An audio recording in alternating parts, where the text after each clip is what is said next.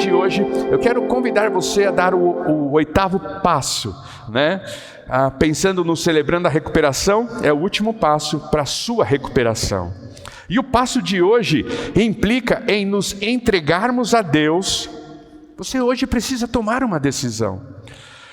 Você hoje precisa entregar-se a Deus, decidido levar o Evangelho a outros, tanto pelas suas experiências quanto pelas suas palavras.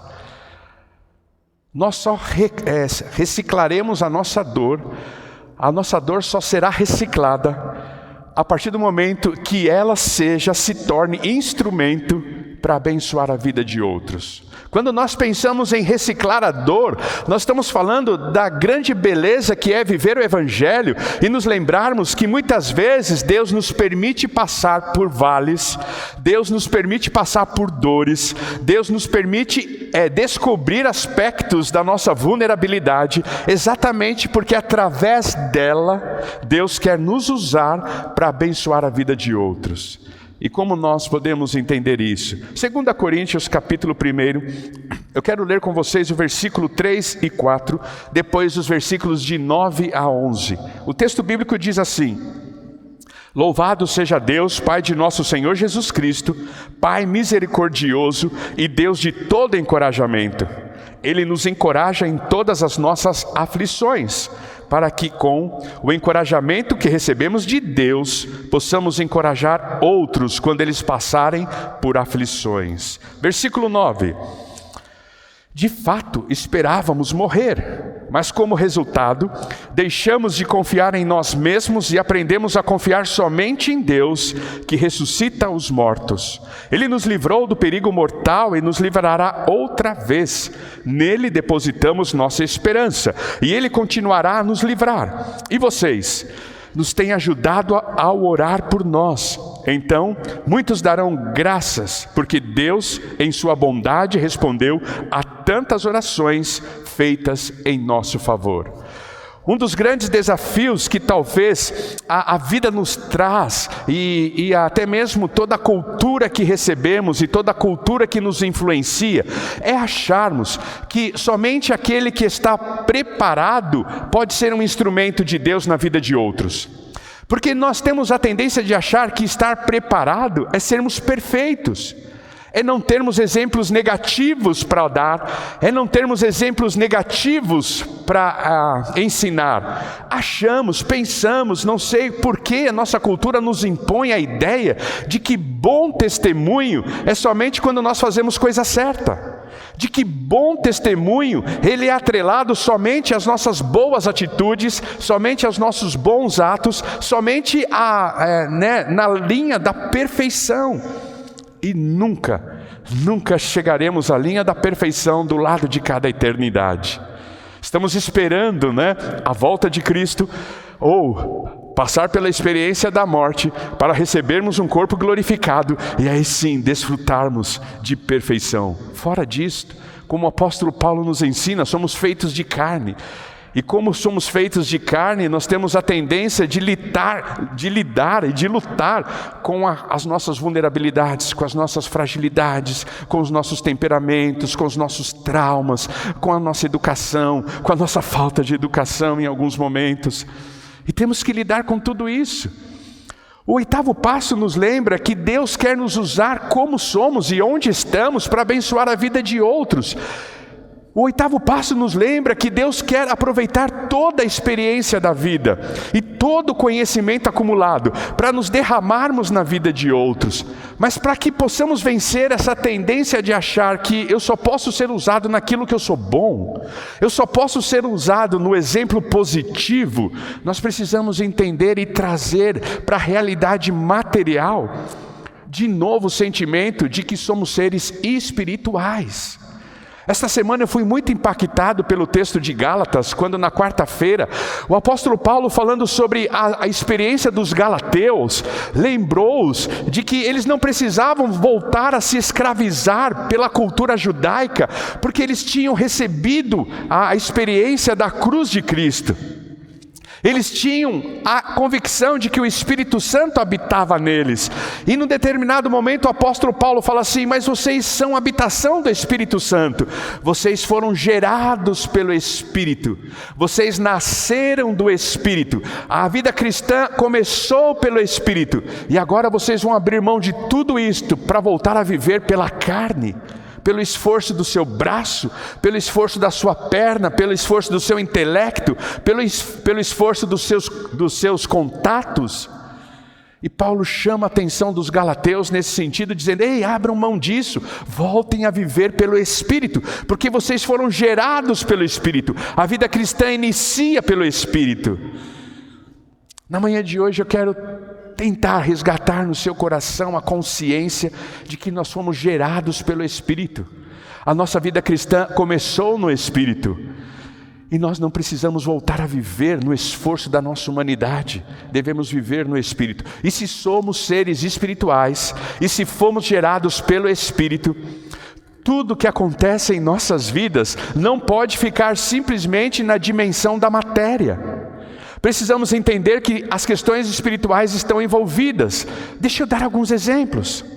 Temos a tendência de muitas vezes pensar e imaginar que o desemprego é fruto da recessão do Brasil. É fruto de um despreparo de um currículo. É fruto de uma perseguição de uma diretoria, de uma chefia. Temos a tendência de achar que o desemprego está sempre no campo da matéria. Mas não, nós somos seres espirituais. Muitas vezes o desemprego não está simplesmente no campo da matéria, tem a mão de Deus aí. Então vocês estão falando assim: então pastor, Deus quer o meu mal e vai me provocar o desemprego? Não, nós vamos ver na manhã de hoje que toda e qualquer experiência, se nós tivermos a perspectiva espiritual dessa experiência, ela contribui tanto para mim quanto para aqueles que estão ao meu entorno. Achamos e podemos pensar muitas vezes que uma enfermidade, um testar positivo para a Covid é simplesmente um momento de uma pandemia que estamos vivendo e é consequência só da matéria. Não, nós não somos seres materiais pura e simplesmente. Nós não somos só seres materiais. Nós fomos gerados pelo Espírito. E a partir do momento que fomos gerados pelo Espírito, Deus está conduzindo a nossa história e nós precisamos começar a olhar com olhos espirituais tudo que acontece conosco e nos valer disso para crescermos, nos valer disso para sermos instrumentos de Deus para abençoar a vida de pessoas, nos valermos disso para nos sentirmos prontos para sermos instrumentos de Deus. Muitas vezes nós saímos de casa e falamos assim: pai querido, estou indo para o culto, fale comigo, abençoe o meu coração, me edifique. Aí você chega aqui, você assenta onde você está sentado, mas às vezes vem aqui alguém à frente que você não tem simpatia, ou que você já tem algum preconceito em relação a quem está aqui à frente. Aí Deus usa essa pessoa para falar com você e você fica questionando: mas será que é Deus mesmo? Será que não tinha uma segunda intenção naquela fala? Mas é Deus mesmo que está falando? Mas se você orou, você saiu de casa pedindo que Deus falasse com você, se você está aqui, é Deus que está falando. E se Ele tem denunciado o seu pecado, agarre isso e procure em Jesus a cura para o seu pecado. Não fique racionalizando. A questão é que nós vivemos muito na matéria, mas nós fomos gerados pelo Espírito. E o Espírito tem falado conosco, o Espírito tem trabalhado conosco, o Espírito tem denunciado o nosso pecado, o Espírito tem denunciado as nossas necessidades, as nossas vulnerabilidades, fragilidades e a nossa área de recuperação. Agarre isso, viva com o Espírito essa possibilidade linda de ser transformado. Então, quando eu olho para as minhas próprias dores, eu aprendo 3 coisas com esse texto. Quando eu olho para a minha própria vulnerabilidade, eu aprendo 3 coisas com esse texto. Por que será que Deus aflora a vulnerabilidade de um cristão? Por que será que Deus permite que um cristão às vezes tropece sempre na mesma pedra? Por que será que Deus aflora as enfermidades da alma para um cristão? Por que Deus permite a dor na vida de um cristão? A primeira conclusão que eu chego está lá no versículo 4. Vamos ler comigo novamente o versículo 4.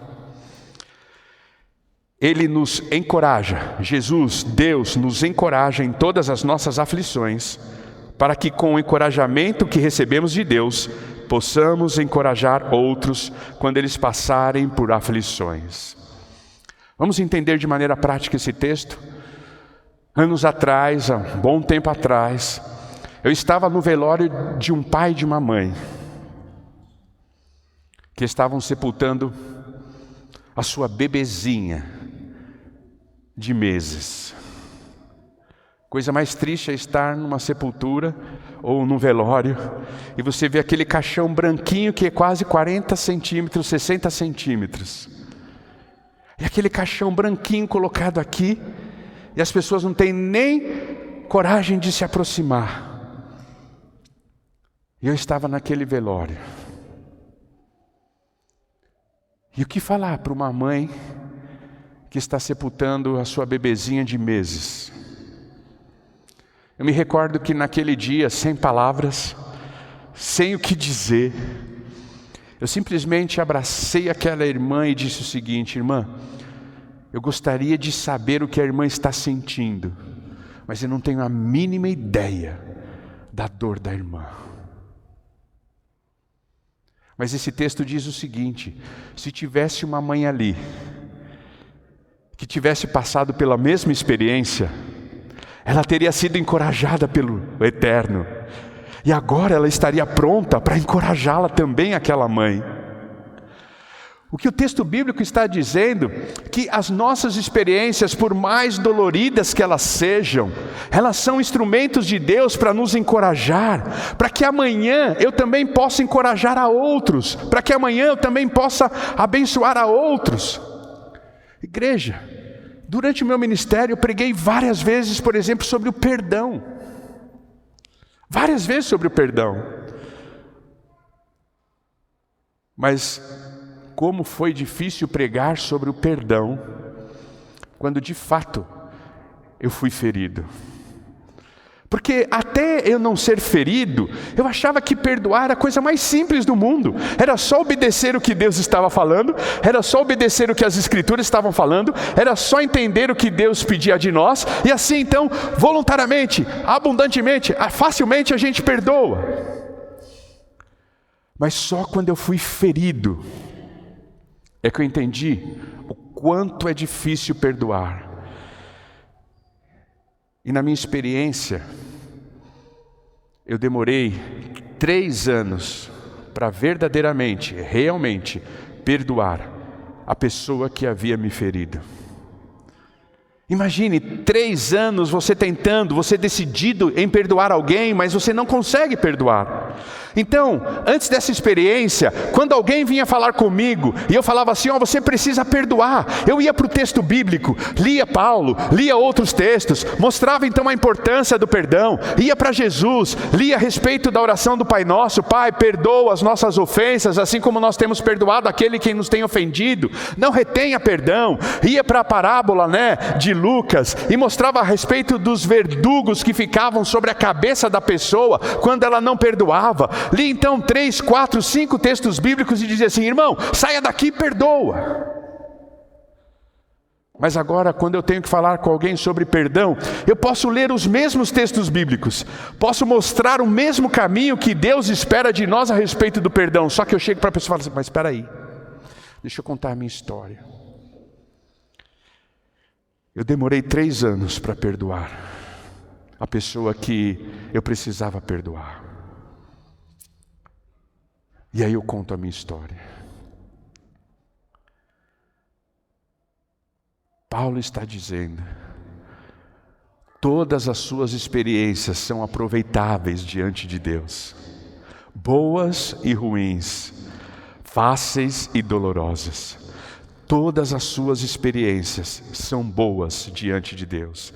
E quando eu olho para a pessoa de Jesus, eu fico maravilhado que o Rei dos Reis, ele teve que de fato se tornar homem e andar entre nós. Não faria sentido se Jesus fosse simplesmente 100% Deus e não tivesse sido 100% homem. Não faria sentido quando nós olhássemos Jesus dizendo assim: ei, você que foi rejeitado, fique firme, eu o aceito. Talvez nós olharíamos para Jesus e para o texto bíblico e diríamos assim: Jesus, para o Senhor que é Deus e que não viveu a experiência humana, é fácil dizer para um rejeitado que ele deve ficar firme.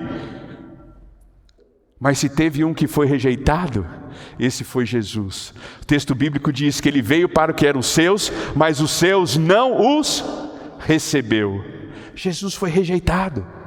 Por isso Jesus sabe o que é ser rejeitado, e Ele sabe como cuidar, como curar, como restaurar você que tem se sentido rejeitado. Porque Jesus foi rejeitado, e por isso Ele não tem apenas conhecimento, Ele tem experiência. Mas talvez fosse difícil ler a Bíblia, e quando nós víssemos Jesus falando a respeito de humilhação, Ele dissesse: ei, para você que tem sido humilhado, perdoe. Para você que tem sido humilhado, ame. Para você que tem sido humilhado, reconcilie-se. Talvez nós diríamos: Jesus, para o Senhor que é 100% Deus, para você que é Deus é fácil. Mas Jesus se fez homem, habitou entre nós, 100% Deus, 100% homem. E Jesus foi humilhado. O texto bíblico diz que cuspiram no seu rosto, bateram nas suas costas, colocaram uma cruz sobre ele, fizeram ele caminhar, zombaram. Se você tem sido humilhado, Jesus é a cura para você, porque Jesus também foi humilhado, Ele sabe o que é ser humilhado. Jesus não tem só conhecimento, Jesus tem experiência. Por isso, quando eu olho para a minha dor, a primeira coisa que eu entendo é que a nossa dor fortalece o nosso currículo. O que eu quero dizer sobre currículo? Quando você está aí procurando um emprego, quando você está buscando uma recolocação no mercado de trabalho, ou buscando um estágio dentro da sua área de formação, o que você faz? Você faz um currículo. E nesse currículo você coloca o quê? Seu conhecimento e suas experiências. Você coloca lá nas empresas que você já trabalhou, você coloca lá o que você sabe fazer, o que você não sabe fazer, você coloca lá qual foi a sua formação. No seu currículo que você envia para a Cato, para o seu mercado, para as empresas, o que você coloca? Você coloca as suas experiências e o seu conhecimento. As dores são permitidas por Deus para fortalecer o meu currículo, para que eu não viva só de conhecimento, mas eu viva de experiência, para que eu tenha o que contar a respeito do poder de Deus sobre a minha vida. Assim como Jesus, que não viveu só de conhecimento, Jesus viveu de experiência. O currículo dele é fantástico, o currículo dele é perfeito, por isso ele é apaixonante. E Deus tem feito um lindo currículo com a sua história, Deus tem construído um lindo currículo com a sua vida. Não desperdice o seu currículo. Talvez fosse muito fácil,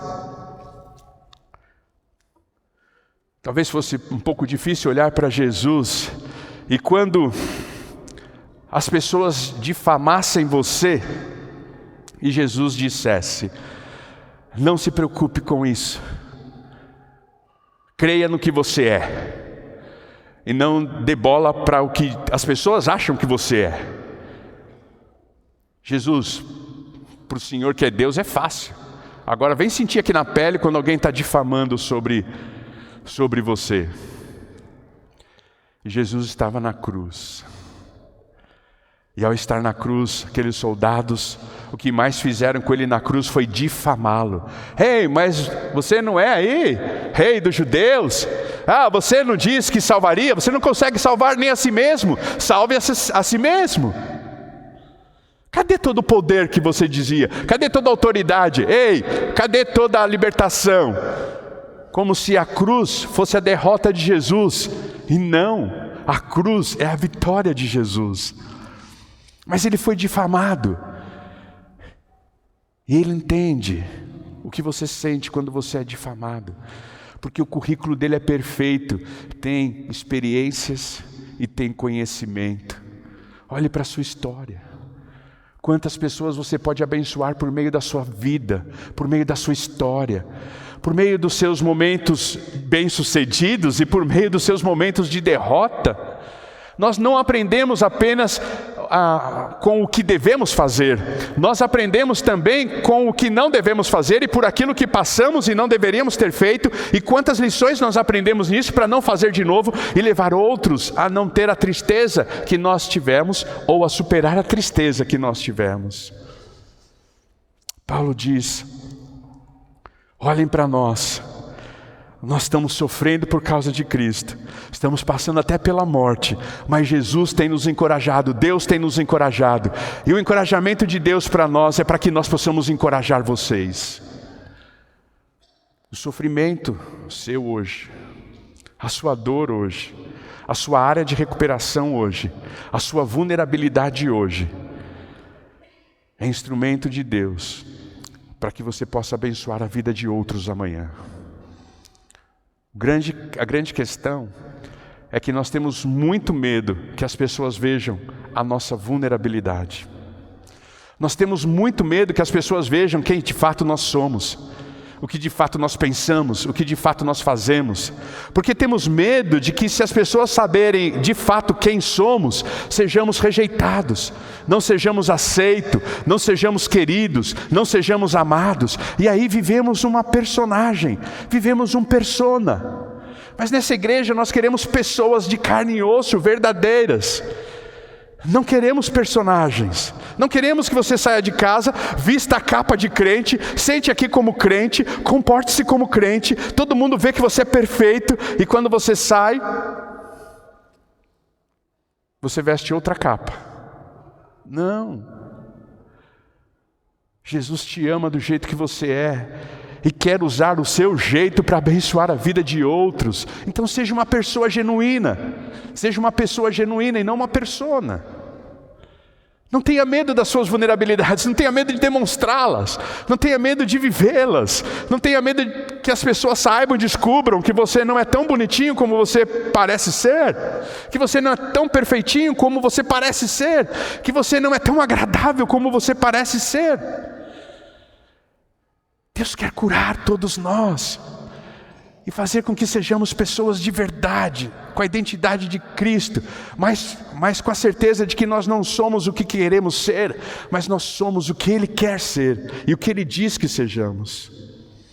A segunda lição que eu aprendo a respeito das minhas próprias dores é que a nossa dor, ela gera dependência genuína de Deus. Olha o versículo 9 comigo. Às vezes, achamos que dependemos de Deus, mas olha o que o versículo 9 diz: de fato, esperávamos morrer, mas como resultado, deixamos de confiar em nós mesmos e aprendemos a confiar somente em Deus, que ressuscita os mortos. Pense um pouquinho nisso. Você não sabe que Deus é tudo o que você precisa até que Ele seja tudo o que você tem. Você não sabe que Deus é tudo o que você precisa até que Ele seja tudo o que você tem. Igreja querida, alguns de vocês têm mais experiência do que eu. Nós só, de fato, colocamos toda a nossa dependência em Deus quando um buraco abre debaixo dos nossos pés. E a gente nos sente totalmente perdido, desorientado, sem saber o que fazer. Porque enquanto temos domínio sobre qualquer situação, nós vamos dando o nosso jeitinho. Nós vamos usando a nossa inteligência. Nós vamos usando os nossos contatos, nós vamos usando a nossa resiliência, nós vamos usando todos os recursos que temos, até o dia em que de fato um buraco abre debaixo do nosso pé, nós caímos nesse buraco e a gente fala: a única coisa que eu tenho agora é Deus. É aí que a gente aprende a depender de Deus. Na minha experiência, olhando para a minha vulnerabilidade, olhando para a minha área de recuperação, Nova Jerusalém tem sido um instrumento abençoador da parte de Deus. Porque eu me vejo liderando esta igreja em muitos momentos em que eu não tenho qualquer tipo de recurso. E eu tenho que olhar para as minhas próprias mãos, para a minha própria humanidade e falar assim, ó, tudo que você aprendeu até aqui agora não vai servir de nada. E aí eu tenho que depender de Deus. Semanas atrás eu estava num momento como esse. O que fazer? Eu não consigo. Eu não tenho recurso. O que fazer? E aí eu me lembrei então desse texto. E aí eu fiz a seguinte oração diante de Deus: Pai, antes eu sabia sobre o que era depender de Deus por aquilo que eu lia, por aquilo que eu estudei, por aquilo que um professor me ensinou na faculdade teológica. Mas hoje, Pai, o Senhor tem apertado o cerco. O Senhor tem, trazido para mais perto ainda os limites. E eu me sinto num cercadinho, igreja, num cercadinho. Os limites foram para mais perto. Foi apertado. Para que eu pudesse não apenas saber sobre dependência de ter ouvido falar, mas de agora ter a minha própria experiência com Jesus, de depender dEle. A dor na história da sua vida, a vulnerabilidade que você carrega, os traumas que você não consegue vencer, os medos que você não consegue vencer, a depressão que você não consegue vencer, a angústia, a tempestade que está aqui dentro, a ansiedade que você não consegue vencer, qualquer que seja a área de recuperação da sua vida, as suas compulsões, os seus vícios que você não consegue vencer, entenda, é Deus te chamando para aprender a depender dEle plenamente e sair do campo da teoria e agora ir para o campo da prática. A dor é o nosso estágio prático depois que eu fui formado na faculdade teórica. As suas compulsões são exatamente instrumentos de Deus para ensinar você a depender dEle, porque não tem remédio que ajuda você a vencer isso. Não tem pensamento positivo que ajuda você a vencer isso. Não tem fuga que ajuda você a vencer isso. Só depender dEle. Então eu volto a dizer, e eu quero que você grave isso, você não sabe que Deus é tudo que você precisa, até que Ele seja tudo que você tem. Enquanto Deus não for a única coisa que você tem, você não vai aprender o que é dependência. Então não lamente a sua área de recuperação. Reconheça com coragem e entenda que esta área da recuperação que Deus está usando para ensinar você a depender dEle. É assim que eu tenho vivido nesses últimos meses. Deus tem apertado o cerco para que eu possa aprender de fato a depender dEle. Talvez eu achava que dependia dEle até viver conscientemente das minhas áreas ou a minha área de recuperação. A terceira lição que eu aprendo está lá dos versículos de 10 a 11. Leiam comigo. Ele nos livrou do perigo mortal e nos livrará outra vez. Nele depositamos nossa esperança e Ele continuará a nos livrar. E vocês nos têm ajudado a orar por nós. Então muitos darão graças, porque Deus em sua bondade respondeu a tantas orações feitas em nosso favor. Nossa dor, nossa área de recuperação, nossa vulnerabilidade é um instrumento de Deus para exaltar a graça dEle sobre as nossas vidas. Vocês se lembram do apóstolo Paulo, vocês conhecem muito bem o apóstolo Paulo. Lá no capítulo 12 de 2 Coríntios, o apóstolo Paulo vai fechar aquele parágrafo falando a respeito do seu espinho na carne da seguinte maneira. Olha o que o apóstolo Paulo fala no versículo 10 do capítulo 12 de 2 Coríntios. Por isso, aceito com prazer fraquezas e insultos. Por isso, aceito com prazer fraquezas e insultos. Você tem aceitado com prazer identificar a sua área de recuperação? Você tem aceitado com prazer identificado a sua área de vulnerabilidade? A sua pedra de tropeço, o seu calcanhar, de Aquiles, você aceita com prazer? Você consegue entender, você consegue aceitar com prazer isso? Mas olha o que o apóstolo Paulo fala. Por que ele aceita com prazer as suas fraquezas e insultos? Privações, perseguições e aflições que sofro por Cristo. Pois quando sou fraco, então é que sou forte. Na tradução da Nova Tradução Linguagem de hoje, o texto bíblico termina assim: porque é quando eu sou fraco que eu desfruto a força de Jesus. Igreja, enquanto você achar que você pode, que você consegue, que você sabe, que você tem, que você é o cara, que você é a última bolacha, o último biscoito do pacote, a última bolacha do pacote. Enquanto você estiver confiado em você, a força de Cristo não é necessária, não faz qualquer sentido na sua vida. Você está confiado na força, você está confiado em você mesmo. Aí Deus, Ele permite a dor. Deus, Ele permite, trazer à tona a área de recuperação da nossa história. Ele permite que as pessoas vejam as nossas mazelas, as nossas fragilidades, as nossas fragilidades, exatamente para que eu declare o quão fraco eu sou, para que a força de Jesus faça todo sentido em minha vida.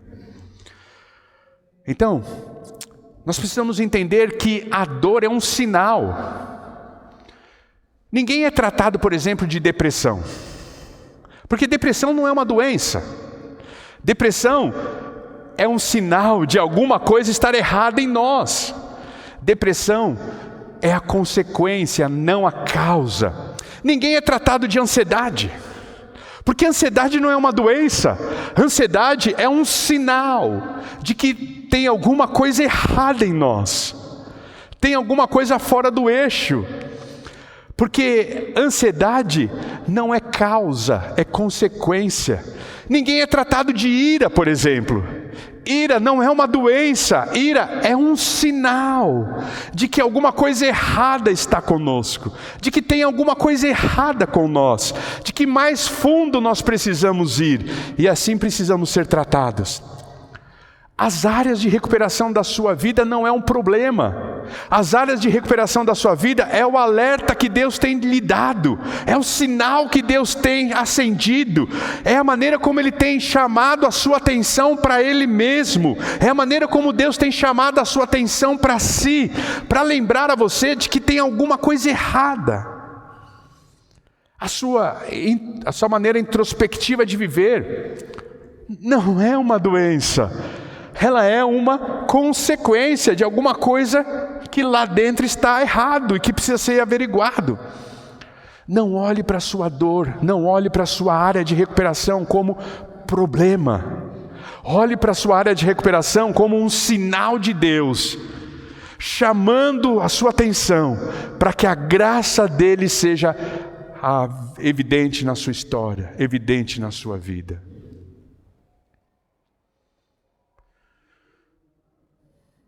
Eu nunca pensei que eu tivesse um problema, até que eu comecei a ter os meus momentos de ira.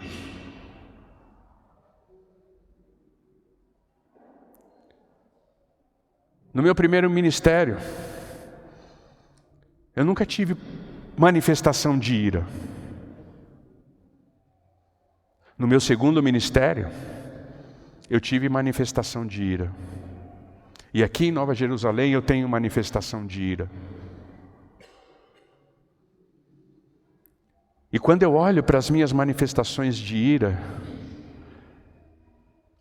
no começo, eu ficava triste porque eu achava que era um problema.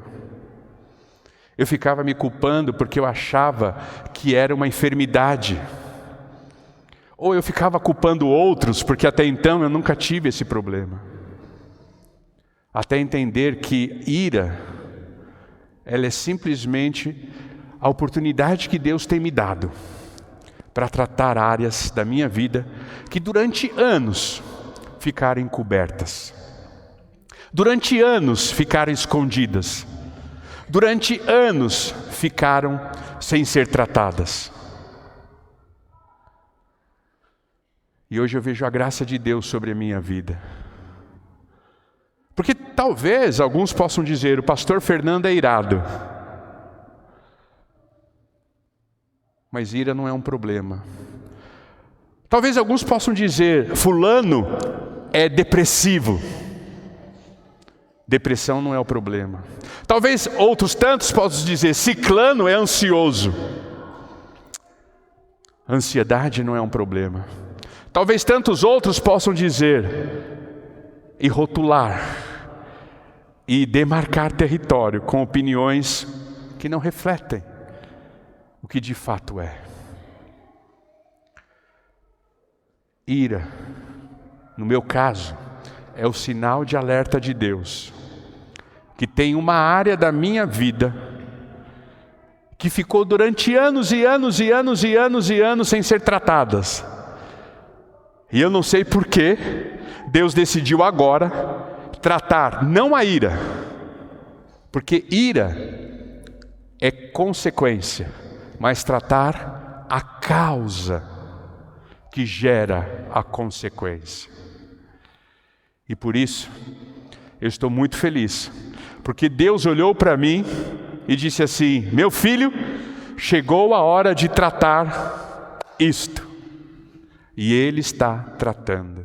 E eu estou muito feliz, porque Deus decidiu tratar mais uma área da minha vida. Por isso eu posso dizer como o apóstolo Paulo, eu posso olhar para 2 Coríntios capítulo 12, versículo 10 e dizer, por isso aceito com prazer as minhas fraquezas, por isso aceito com prazer o sinal que tem se colocado sobre a minha vida, eu aceito com prazer o sinal que está aparecendo, porque é nesse sinal e através desse sinal que Jesus está curando áreas da minha vida que eu nem sabia que precisava de cura. Porque é agora que eu preciso da força de Jesus. Porque até então, sem saber que eu precisava ser tratado desta área da minha vida, eu confiava na minha força. Mas agora eu preciso da força de Jesus. Por isso, na manhã de hoje, eu quero fazer um convite a você. Deus tem feito um excelente currículo com a sua história. Um excelente currículo. Você tem conhecimento, você tem doutrina, você já participou de escola bíblica dominical a vida inteira. Talvez os materiais que a gente estude com você, você já sabe de trás para frente, de frente para trás. Você já participou de vários cultos, você já ouviu várias mensagens. Talvez textos bíblicos que eu pregue aqui, você já ouviu outras pessoas pregarem dezenas de vezes. E você tem experiência. Você sabe o que é sentir dor. Você sabe o que é sentir fraqueza. Você já perdeu emprego, você já lidou com enfermidade, você já lidou com divórcio, você já lidou com o filho que se afastou do evangelho e se perdeu, você já lidou com o filho que voltou, você já lidou com várias situações e circunstâncias. Este é o seu currículo, é o currículo do seu conhecimento cognitivo com a sua experiência emocional. Deus criou esse currículo, Deus escreveu com você esse currículo. E o que você tem feito com esse currículo? Engavetado? Deixado lá quietinho? dado ouvido à voz do diabo dizendo: você não pode, você não serve, você já não tem mais espaço para você. Quer reciclar a sua dor? Use o seu currículo para ajudar outros a reciclarem a dor deles. Só quem passou por um divórcio é capaz de aquietar o coração de um homem ou de uma mulher que passou por um divórcio. Aproveite o seu currículo para abençoar a vida de pessoas. Só quem passou pela dependência química, já foi usuário de droga ou já esteve perto de ser um dependente químico, pode ajudar outro a superar e a vencer a dependência química. Só quem venceu o vício da pornografia é que pode ajudar outro a vencer o vício da pornografia. Só quem foi traído, traída, quem experimentou e passou pelo adultério, pode ajudar outro a passar e a vencer o adultério. Ei, eu vejo aqui lindos currículos dos quais Deus tem pedido esses currículos e falado assim: deixa eu usá-los. Deixa eu abençoar a vida de pessoas através de vocês. Deixa eu curar pessoas através das feridas que eu curei de vocês. Quantos currículos lindos que temos aqui.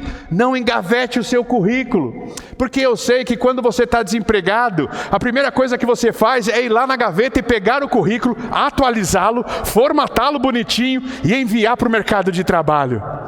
Então o convite da manhã de hoje é: repense o seu currículo, formate ele e coloque ele à disposição de Deus, porque Ele quer curar pessoas através da sua história, através do seu conhecimento. Não engavete o seu currículo, porque ele é lindo demais para que ninguém veja. Ele é lindo demais para que fique engavetado. Ele é precioso demais para que ele fique esquecido num canto da sua casa. Deus quer usar você. Deus quer usar a sua história. Deus quer usar o seu conhecimento para curar pessoas por meio de um programa chamado Celebrando a Recuperação. Por isso, eu quero orar. E se você quiser colocar o seu currículo à disposição, você vai ficar em pé nesse santuário. E espere que Deus vai usar demais a sua história e a sua vida a partir de então.